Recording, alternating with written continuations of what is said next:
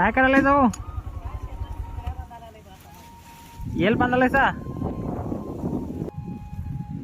काय तुमचं शेत आहे काय आमचं शेत आहे बघा. मग गडी लावायचं की कडी लावलं तर आम्हाला परवडत नाही हो. परवडत नाही नाही, पगार वाढ झालाय हा मग आम्हाला परवडत नाही नंतर घरनंच करायला लागलं. घरनंच करायला आणि काय उगवत असा आणि काय करायचं काय तर माळवाचं बी घालता हो हे झाल्यानंतर. टमॅटो झाल्यानंतर दोडक्याचं बी घालता सवय हा मग काय उरतंय आता माळवं केलं तर उरतंय हो.